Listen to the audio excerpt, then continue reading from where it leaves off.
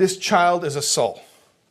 And that means that they are intrinsically worthy, unconditionally worthy, and infinitely worthy. So 3 things that I talk about in the parenting course. That a soul, and therefore every child, is intrinsically worthy, unconditionally worthy, and infinitely worthy. Intrinsically worthy means their worth comes from within. They don't have to go out and do something to get it. It doesn't have to be acquired. Unconditional means they can't lose it. There's nothing they can do to lose their worth, which is related to intrinsic, that it's built in. And it's infinite. Infinite means how worthy are they? There's no number for it. And if you really want to be philosophical, infinity is not only that which cannot be detracted from, infinity is that which cannot be added to either. If you want to be philosophical for a moment, because infinity really, there's nothing you can do to make it less, but there's nothing you can do to make it any more than it is already. So the real value of a soul can't be lost, but it can't even be embellished. It's already as great as it could possibly be. This morning, I was with a group at the Oyhel. I do that quite often. Baruch Hashem, since coming to the Five Towns, is one of the things I've had the merit to be involved in, probably at this point, probably over 100 groups. And it's something I'm very happy to do. Last night, somebody called me, I think at 8 p.m. He said, we're coming in from Toronto tomorrow. And in fact, he told me we're landing at Teterboro. And I said, listen, I don't know who else you're calling to set up your trip, but everyone here knows Teterboro is where the private jets land. So if you want to get a break on anything, like don't mention you're landing in Teterboro. He's like, oh yeah, you're right. That's, please, just LaGuardia. Just say it's LaGuardia. Don't, yeah. Okay. Anyways, so they came from Teterboro and they came to the Oyhel. And so I had 10 minutes to speak to them. I had 10 minutes to speak to them. So what am I going to tell them about? Going to the Oyhel. They said, speak about a relationship with the Rebbe and going to the Rebbe's resting place and writing to the Rebbe in 10 minutes. 10 minutes. Yeah, 10 minutes. And that took one of the 10 minutes, so then it was 9. Yeah. So I said,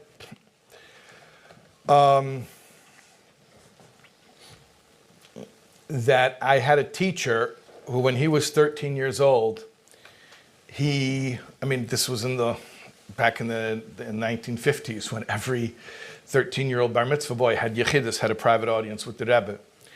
So, which is crazy if you think about it. So he asked, Ushlem Mizarchi.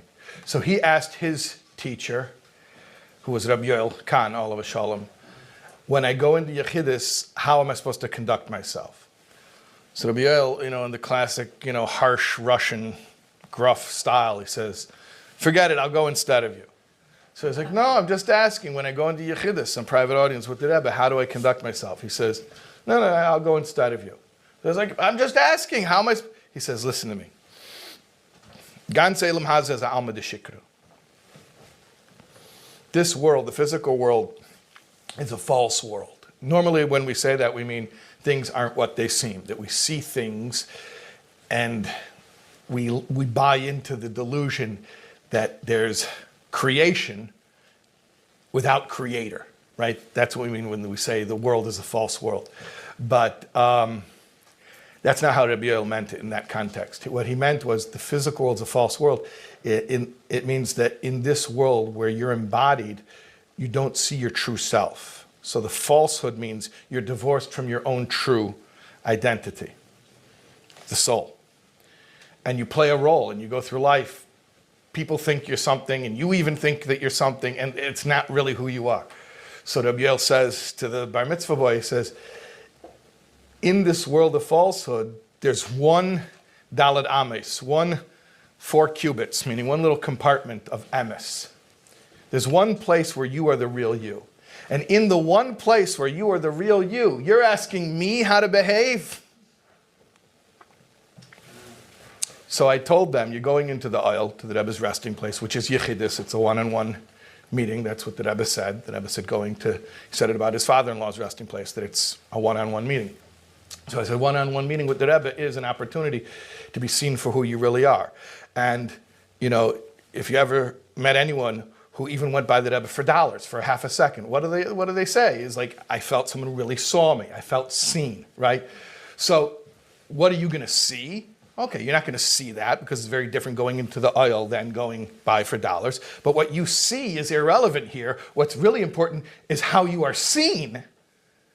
And what's happening is you're being seen for your real self. And when you go into the aisle and you present yourself to a tzaddik, who's a loving father, who sees you for who you really are, then you leave from that interaction feeling empowered to live up to that. Okay?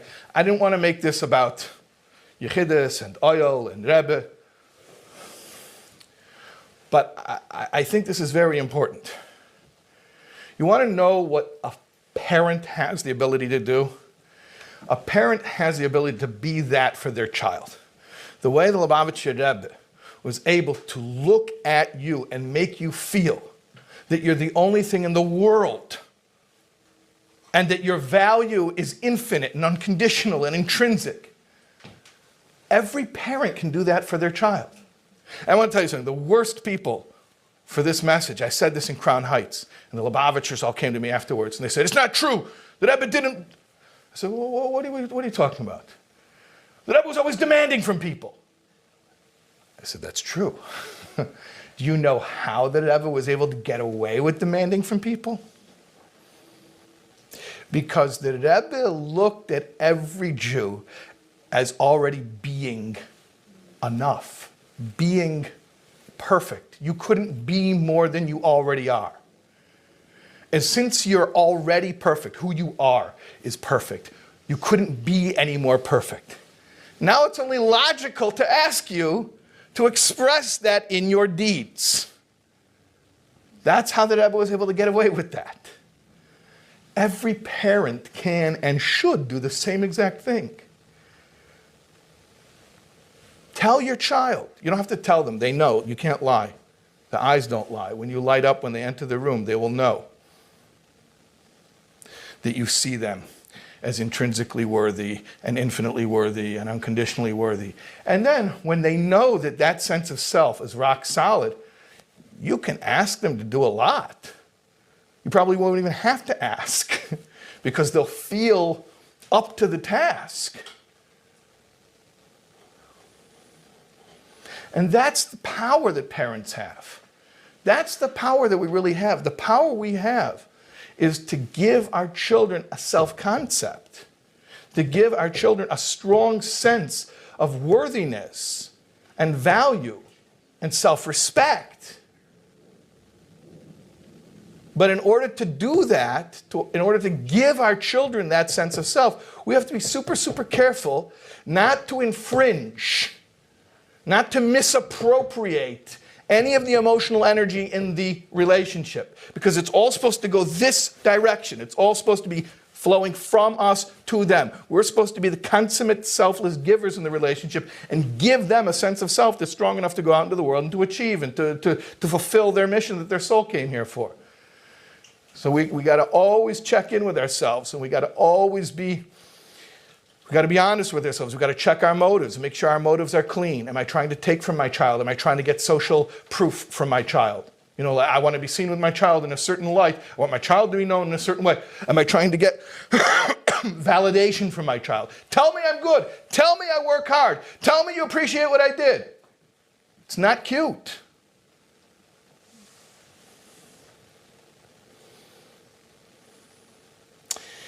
Is it difficult? It's very difficult. It's more than difficult. It's painful. It's thankless. It's exhausting. And if you're lucky, you have a spouse who's also ready to do this with you, and you can just look at each other and say, this is awful, but we're in it together, so let's just finish. Let's get to the end. Let's raise these kids, right? But that's best case scenario, right? Nobody's getting validation off of this thing. But if you can do it, if you can be there for your child, to be their safe person, you're setting them up for life. Somebody once told me, if my kid ever does something stupid and gets in trouble, I don't want him to say, oh no, if my dad finds out, he'll kill me. I want him to say, oh no, I better call my dad. Hey, this is Shais Taub. You were just watching a clip from this class. If you want to get the full context, the full class that this clip that you just watched was from, you watch right here. Click right here. Here.